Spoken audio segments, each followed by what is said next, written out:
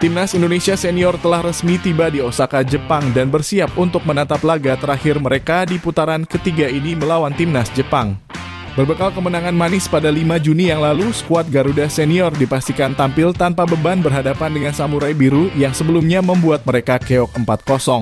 Pada laga melawan Timnas Jepang, Patrick Kluivert juga memiliki opsi untuk melakukan eksperimen dari daftar nama pemain yang diturunkan. Hal ini tak lepas dari hasil pertandingan melawan Timnas Jepang yang tidak akan berpengaruh pada klasemen akhir kali ini. Namun tentu saja tujuan dari laga ini tetap untuk bisa membuktikan kekuatan skuad Garuda di mata dunia. Sehingga kemungkinan besar eksperimen yang akan dilakukan tidak akan terlalu banyak dan tetap akan mempertahankan daftar nama pemain utama di dalam skuad Garuda. Namun tentu saja terdapat beberapa nama pemain lokal dari Liga Domestik yang diprediksi akan kembali mendapatkan jam terbangnya dan tampil sejak menit awal pertandingan. Sementara itu nama Martin Paes dan juga Marcelino Ferdinand juga positif dapat digunakan kembali setelah keduanya terbebas dari hukuman akumulasi kartu kuning. Oleh karenanya berikut ini merupakan prediksi line up yang akan digunakan oleh Patrick Kluivert pada laga antara Timnas Indonesia berhadapan dengan Timnas Jepang di putaran ketiga kualifikasi Piala Dunia 2026. Pada laga melawan Timnas Jepang, Patrick Kluivert akan kembali menggunakan formasi 3-4-3 yang menggunakan variasi 3-5-2. Dengan posisi kiper dipastikan akan diisi oleh Emil Audero dari Palermo. Baru saja mendapatkan debutnya di Stadion Gelora Bung Karno, Emil Audero memiliki kemungkinan untuk bisa kembali tampil pada laga kedua melawan Timnas Jepang. Dengan hasil pertandingan akhir yang tidak akan menentukan apapun, tentu ini akan menjadi waktu yang sangat tepat bagi sang penjaga gawang untuk menambah chemistry dengan para pemain belakang. Pada laga melawan Timnas Cina yang lalu, Emil Audero masih tampak terlihat gugup khususnya pada pertandingan di babak pertama. Namun hal tersebut berhasil dirinya singkirkan setelah melakukan penyelamatan krusial yang membuat adrenalinnya meningkat. Penampilannya yang sangat baik di laga debutnya tentu akan menjadi catatan menarik bagi tim pelatih dan akan kembali merekomendasikannya sebagai pilihan utama di dalam tim. Tentu akan sangat menarik kita tunggu terkait dengan persaingan antara Emil Audero dan juga Martin Paes sebagai pilihan utama di dalam lapangan. Jay Itzes, pemain asal Venezia yang satu ini dapat dipastikan akan kembali memimpin jalannya pertandingan. Kepemimpinannya yang sangat dewasa dan juga kecerdasannya seringkali membantu Timnas Indonesia keluar dari tekanan dan juga menciptakan keunggulan yang sangat berarti. Jay Itzes dengan ketenangannya juga mampu menjadi salah satu tembok kokoh yang solid mempertahankan garis pertahanan dari serangan lawan. Sehingga tentu saja pada laga melawan Timnas Jepang di 10 Juni besok, nama kapten kesebelasan Timnas Indonesia satu ini akan kembali tampil di dalam lapangan pertandingan. Rizky Ridho, salah satu pemain yang mendapatkan kualitasnya berkat Jay Itzes adalah kapten Persija Jakarta yaitu Rizky Ridho. Sejak hadirnya Jay Itzes di dalam skuad Timnas Indonesia, performa dari sang pemain meningkat secara drastis dan bahkan mampu menyaingi performa para pemain keturunan yang berkarir di benua Eropa. Rizky Ridho selalu bisa menjawab seluruh tantangan di dalam lapangan dan juga memiliki kecerdasan untuk bisa keluar dari posisinya dan menjadi motor serangan Timnas Indonesia. Hadirnya sang pemain pada laga melawan Timnas Jepang tentu akan sangat berguna untuk membantu garis pertahanan sekaligus mengatur skema permainan.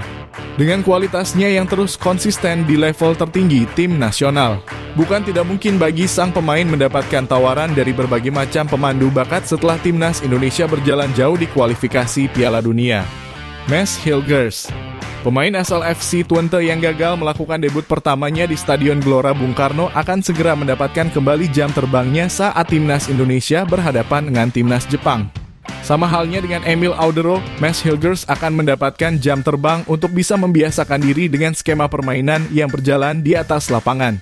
Sebab dalam 2 pertandingannya bersama dengan skuad Garuda, Mads Hilgers belum mampu menunjukkan kualitasnya yang sangat menonjol di level klub. Hal tersebut tentu saja sangat diwajarkan sebab sang pemain telah terbiasa bermain dengan 2 bek utama dan akan kagok jika bermain dengan formasi 3 bek. Namun saat berhadapan dengan Timnas Jepang yang akan datang, sang pemain akan diberikan kesempatan lebih untuk melakukan adaptasi dan meningkatkan chemistry-nya di atas lapangan bersama skuad Garuda jelang putaran keempat yang akan datang. Kevin Dix, meskipun tidak tampil penuh pada laga melawan Timnas Cina kemarin, Kevin Dix memiliki alasan yang sangat kuat untuk bisa tampil sebagai pilihan utama di dalam pilihan pelatih. Hal tersebut tidak lepas dari insiden pada laga debutnya bersama Timnas Indonesia yang mengharuskannya keluar dari lapangan di babak pertama. Dan dengan keluarnya sang pemain, skuad Samurai Biru semakin mudah membobol garis pertahanan skuad Garuda. Oleh karenanya sudah tentu Kevin Dix memiliki motivasi yang sangat besar untuk kembali dan bermain 90 menit penuh saat berhadapan dengan timnas Jepang. Kevin Dix merupakan sosok pemain sayap kanan yang memiliki eksplosivitas tinggi di sektor sayap. Dirinya memiliki akurasi umpan silang yang akurat dan dapat dimanfaatkan oleh striker tengah yang menunggu di dalam kotak penalti, DeAndre James. Meskipun sangat sulit untuk menyingkirkan Calvin Verdong dari dalam daftar 11 pemain utama tim nasional. Namun jika Patrick Kluivert menganggap laga ini akan menjadi laga eksperimen, maka DeAndre James tentu akan mendapatkan kembali kesempatannya untuk bertanding bersama skuad Garuda. DeAndre James merupakan seorang pemain sayap bertahan yang juga memiliki kemampuan untuk membangun serangan. Di level klub dirinya memiliki peran yang sangat krusial dan bahkan selalu bersaing dengan Calvin Verdong sebagai sayap kiri pertahanan terbaik di setiap pekannya. Tentu saja kualitas yang dirinya miliki harus segera ditunjukkan kepada publik olahraga. Dan laga melawan timnas Jepang akan menjadi laga yang tepat untuk membuktikan dirinya memiliki kelayakan tampil sebagai pilihan utama tim pelatih. Joy Pelupessy. Sudah tidak dapat diragukan kembali, nama Joy Pelupessy akan selalu dipermanenkan di dalam daftar 11 pemain utama timnas Indonesia. Hal ini tentu saja bukan tanpa alasan. Performanya yang sangat konsisten di dalam lapangan menjadi penilaian utama yang dilakukan oleh tim pelatih yang selalu memasukkannya dalam 2 laga terakhir. Joy Pelupessy merupakan seorang gelandang bertahan yang tidak terlalu banyak melakukan pergerakan. Perannya sangatlah sentral, yaitu menjadi penghubung antar lini dan membiarkan Tom Haye memiliki kebebasan di dalam mengatur jalannya serangan. Sebagai gelandang bertahan dirinya hanya memiliki tugas di area tengah lapangan dan akan bertindak sebagai orang terakhir jika terjadi serangan balik cepat. Pada laga melawan timnas Jepang pastinya peran dari sang pemain akan sangat dibutuhkan untuk bisa memaksimalkan seluruh skema permainan yang dimiliki oleh tim pelatih. Tom Haye. Meskipun belum bisa kembali menunjukkan kualitas umpannya yang luar biasa pada laga melawan timnas Cina kemarin, namun peran dari Tom Haye juga sama krusialnya dengan peran Joy Pelupessy di dalam lapangan. Pemain Almere City yang satu ini bertugas sebagai otak dari pertahanan dan juga skema penyerangan skuad Garuda. Sang pemain merupakan tokoh yang akan mengatur tempo jalannya pertandingan dan memberikan kode utama bagi rekan setimnya untuk tampil dengan skema cepat atau penguasaan bola. Dengan akurasi umpan yang sangat baik, Tom Haye tentu saja akan mengamankan posisinya dengan mudah. Dan pada laga melawan timnas Jepang, dirinya dipastikan akan bermain selama 90 menit penuh sebab cuaca dingin yang tidak membuatnya mudah mengalami kelelahan. Hal ini pasti akan menjadi nilai tambah bagi skuad Garuda untuk terus produktif membangun serangan hingga waktu berakhir. Marcelino Ferdinand. Usai mendapatkan hukuman akumulasi kartu kuning yang membuatnya tidak dapat tampil di laga melawan timnas Cina, kini Marcelino Ferdinand akan dipastikan turun sejak menit awal pertandingan saat melawan timnas Jepang. Hadirnya Marcelino Ferdinand tentu akan menjadi modal yang sangat berharga, khususnya pada skema penyerangan yang nantinya akan dilakukan. Marcelino merupakan sosok gelandang serang kreatif yang juga telah mendapatkan hati dari Patrick Kluivert dan akan terus digunakan untuk perjalanan karirnya di liga profesional. Sang pemain juga telah membuktikan bahwa dirinya selalu dapat menjadi pemain yang menciptakan keunggulan dan pembeda di dalam pertandingan. Bahkan sejak 2 gol yang berhasil dirinya sarankan ke timnas Arab Saudi, penampilan dari Marcelino semakin membaik. Oleh karenanya tentu sangat ditunggu penampilan dari sang pemain pada laga hebat yang akan mempertemukan timnas Jepang, Ricky Kambuaya. Meskipun sama-sama merupakan gelandang serang, namun nama Ricky Kambuaya tentu dapat dipertahankan oleh Patrick Kluivert.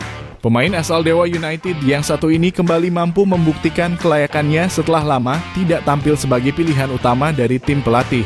Dalam 70 menit pertandingan yang dirinya dapat melawan timnas Cina, Ricky Kambuaya menjadi sosok pemain kunci di lini serang dan beberapa kali mampu menciptakan peluang berbahaya. Dengan kelincahan dan juga efektivitas yang dirinya miliki di dalam permainan, tentu Patrick Kluivert akan kembali mempertimbangkannya untuk masuk ke dalam skuad inti melawan timnas Jepang. Terlebih selama ini Ricky Kambuaya selalu masuk di dalam skuad final kualifikasi Piala Dunia, namun jarang mendapatkan menit bermain di era Coach Sintayong. Ole Romagnoli dipastikan akan menambah rentetan gol beruntunnya bersama dengan timnas Indonesia. Penampilannya yang sangat positif dan juga percaya diri menjadi salah satu kunci utama kesuksesan Ole Romagnoli dalam 3 pertandingan yang dirinya jalani sejauh ini. Pada laga melawan timnas Cina kemarin, Ole Romagnoli tidak hanya menjadi ujung tombak dari skuad Garuda, Namun dirinya juga turut aktif di dalam membangun skema penyerangan bersama dengan rekan setimnya di sektor sayap. Ole merupakan pemain yang memiliki kerja keras tinggi yang membuatnya mampu terlihat maksimal selama pertandingan. Dan pada laga melawan timnas Jepang, ini akan menjadi laga pembuktian bagi dirinya untuk bisa memberikan perbedaan pada hasil akhir. Sebab sebelum memantapkan diri untuk membela skuad Garuda, Ole Romi terlebih dahulu menyaksikan pertandingan melawan timnas Jepang di mana timnas Indonesia harus puas ditaklukkan dengan skor telak. Itulah tadi merupakan prediksi line up yang akan digunakan oleh Patrick Kluivert pada laga antara timnas Indonesia berhadapan dengan timnas Jepang di putaran ketiga kualifikasi Piala Dunia 2026. Jangan lupa tulis pendapat kalian di kolom komentar.